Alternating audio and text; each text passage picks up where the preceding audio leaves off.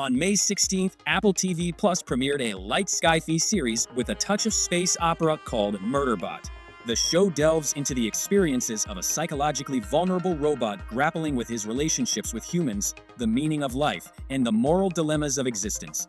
Surprisingly, the directorial reins were taken by the Wheats brothers, famous for the iconic American Pie franchise, teaming up with seasoned TV master Toa Fraser. The protagonist is a socially awkward android stuck enduring the company of clueless, bumbling meatbags during an expedition to an uncharted cosmic frontier.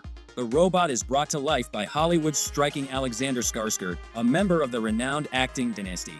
The series is based on Martha Wells' famous sci-fi book series, in particular its first part, The Murderbot Diaries, All Systems Red.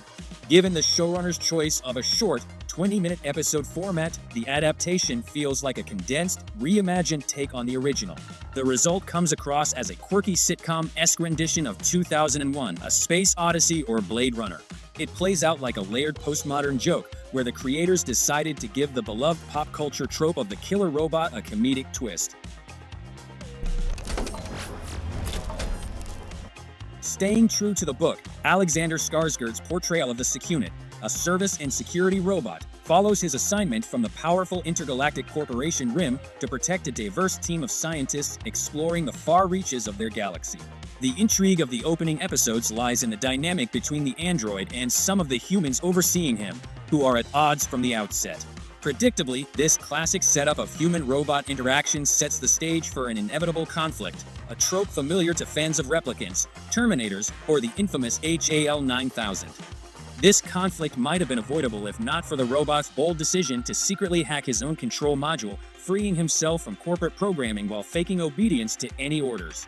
Beneath his veneer of compliance, Secunit harbors a surprisingly simple goal: to be left alone, spared the burden of inane human chatter, and free to binge-watch soap operas spanning hundreds, if not thousands, of episodes. The team of hippie-like scientists represents the Preservation Alliance, a sanctuary outside of RIM's corporate reach.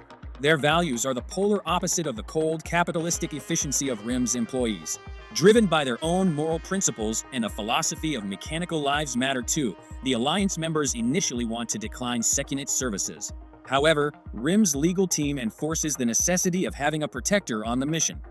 The crew itself is a carefully curated mix of races and genders, although curiously devoid of alien species, a missed opportunity for satire in a space opera reminiscent of Star Wars. Leading the mission is experienced Dr. Mensah, who shows some kindness toward Murderbot but stops short of fully trusting him as a guardian. This is despite the fact that he had already saved two scientists, biologist Arata and geochemist Bard Y, from a giant alien centipede in an earlier encounter. Arata, incidentally, is romantically involved with another scientist, Pin Lee, and together they flirt with the idea of including the amiable male team member, Ratty, in their relationship, an apparent nod to the liberal ethos of the Alliance.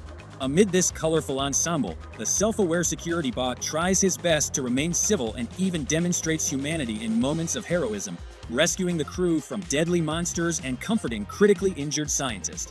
Yet his sarcastic internal monologues reveal an overwhelming disdain for the silly meatbags he's stuck with. These musings are drenched in frustration as the robot struggles to comprehend their motives, which seem far more baffling than the predictable plots of beloved soap operas.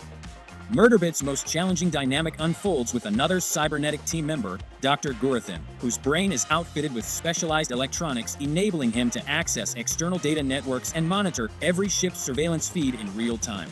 This rivalry, compounded by mutual distrust and suspicions of hidden disloyalty, creates one of the show's most compelling conflicts. As yet, their animosity remains buried beneath layers of formal protocol and program duties, but the tension suggests that an eventual showdown is all but inevitable and undeniably worth watching. At its core, Murderbot is a one-man show. At first glance, Alexander Skarsgård commands attention so effectively that it seems like this could be one of the defining roles of his career.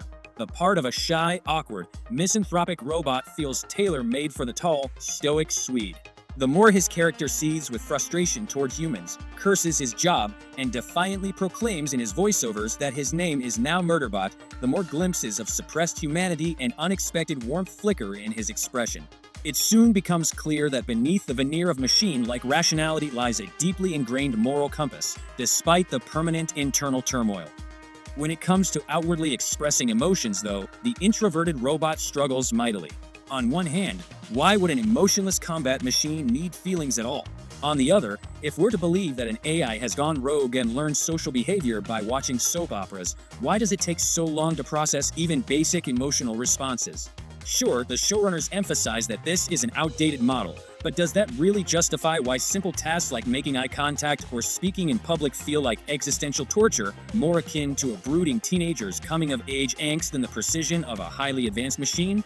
The robot's internal suffering is drawn out into agonizingly long scenes, even though you'd expect a futuristic machine to process reactions in microseconds. But Murderbot stammers, fidgets, and spouts nonsensical drivel instead of delivering the calculated deception you'd expect from a cunning AI. Let's be honest, Skarsgård doesn't quite nail the part of a robot. Even Jenna Ortega managed not to blink through the entirety of Wednesday while staying in frame for extreme close-ups, unlike Skarsgård, who is often shielded behind a futuristic helmet. For comparison, consider Michael Fassbender's David from the Alien franchise, an android who becomes self-aware, pursues his own twisted goals, and manipulates humans like pawns in his sinister game. Fassbender captured the eerie menace of a machine mastering human behavior, while Murderbot stumbles through social interactions like a robotic misfit. From the directors of American Pie, you might also expect plenty of crude humor, and the show doesn't disappoint in that regard. Much of the comedy revolves around the fact that Secunit doesn't have genitalia, and there's sad visual evidence of that because he wasn't designed as a sex bot. This running gag feels like a fitting metaphor for the impotence of the show itself. The supporting cast fares even worse than the lead. Despite the original book's playful and witty foundation, the show lacks genuine humor. Murderbot's sarcastic asides hit the nail on the head. The scientists on the team are as dim-witted, clumsy, and annoying as they come. The ensemble is so unremarkable that it's hard to suppress eye rolls or resist the urge to facepalm. The mission's crew is a bland mix of genders and ethnicities, neither absurd enough to serve as a satirical jab at inept, hippie-like scientists with DEI-driven ideals, nor vivid enough to make viewers care about, or even remember, any of them. The issue isn't just another streaming platform's glaringly deliberate approach to diverse casting. The real problem lies in how the characters feel like empty shells, devoid of personality, charisma, or depth. The only actor who delivers a somewhat compelling performance is David Dastmalchian, and that's largely thanks to his prior acting pedigree rather than the material he's given here. Martha Wells' novel doesn't place nearly as much emphasis on the lesbian couple's existence as the show does. Sure, the scientists of this futuristic world are free-spirited and open in their preferences, but the series' constant spotlight on their relationship, complete with frequent hand-holding, tender embraces, and inventing new forms of intimacy, feels forced. It shifts focus from the narrative's original themes and priorities. This feels especially absurd given that, in the story, the couple has been married for years and is far past the age of youthful romantic drama. The main issue with how LGBTQ themes are presented in modern films and series is the clumsy, heavy-handed execution. Rather than crafting complex, layered characters whose sexual orientation deepens their personal journey or adds cultural value, writers often settle for repetitively hammering home their LGBTQ identity. Considering that the majority of viewers are still heterosexual, the relentless focus on who's attracted to whom often comes off as awkward and out of place. Streaming platforms like Apple TV Plus and Netflix end up making their inclusivity feel performative and artificial rather than meaningful or impactful. Critics greeted Murderbot with near universal acclaim, with approval ratings soaring to a perfect 100% on some aggregator sites. Headlines across media platforms celebrated it as a groundbreaking sci-fi masterpiece and a must-watch for its supposed exceptional quality. All this begs the question of whether such glowing praise might have been helped along by the influence of the multi-billion-dollar fruit corporation funding the very show in which characters rail against corporate domination. Alexander Skarsgård's comedic chops, if he even has them, are woefully insufficient to carry the show alone. The action in the pilot episodes barely moves forward, and apart from a brief skirmish with giant centipedes, there's little to remember.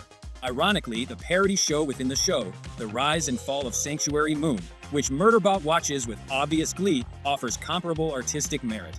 Sure, it lacks the polish of Hollywood's A-list visuals and leans into cheesy overacting, cardboard sets, and deliberately campy performances. But at least it doesn't take itself too seriously and manages to poke fun at its genre with a sense of self-awareness.